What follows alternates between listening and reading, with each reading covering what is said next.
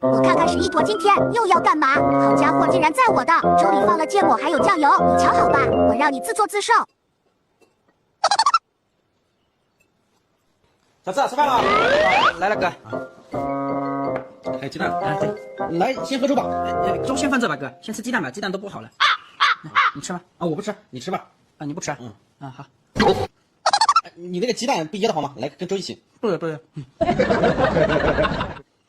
还有最后一个，我不吃，你吃吧。啊。他怎么还不喝？我的秘制黑米粥。来，鸡蛋吃完了，喝点粥。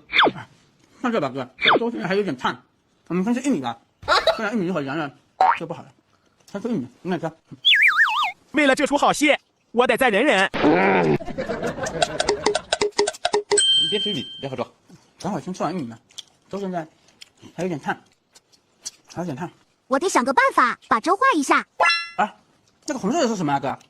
哎，什么？看着像红包。哎，我去。对啊，怎样？啊，红包，我去看，你吃。我去呗，我去。看到了吗，哥？回头。还没有吗？没有，看错了，那是我的红裤衩。哎呦我的妈！那么红啊？一个字，绝。看错了。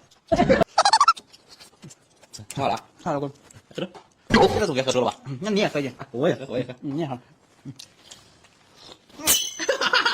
好喝吧？我的可没有这个味儿啊。继续喝吧。